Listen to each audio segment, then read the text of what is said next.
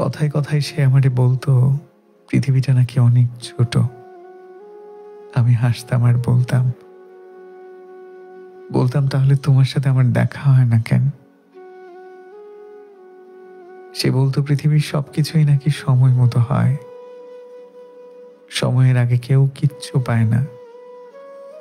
যদি কখনো মনে হয় যে দেরি হয়ে যাচ্ছে, বুঝতে হবে আমরা তাড়াহুড়া করছি। মানুষের অভ্যেসেই তাড়াহুড়া করা। আমি মেনে নিতাম।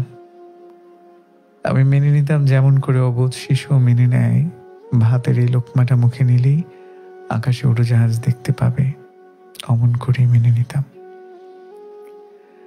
2 বছর 3 মাস 16 দিন আমার জীবনের এই সময়টুকু শুধু আমি তারে দিতে পেরেছিলাম।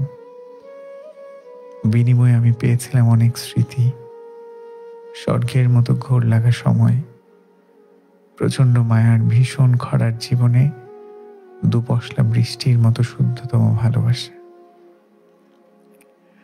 2 বছর 3 মাস 17 দিনে আমি টের পেলাম পৃথিবীটা সত্যি অনেক ছোট।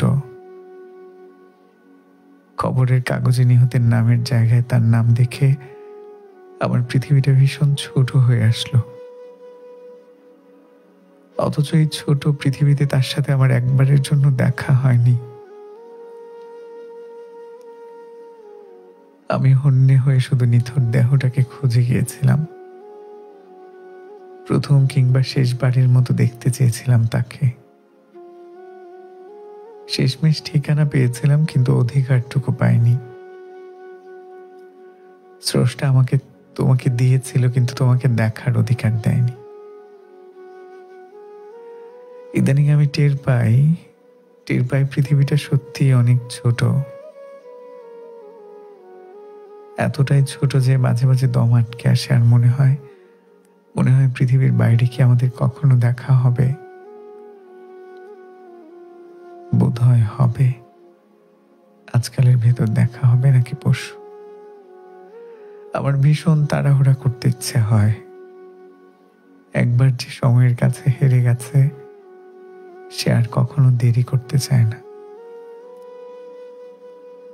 একবার যে সময়ের কাছে হেরে গেছে, সে আর কখনো দেরি করতে চায় না।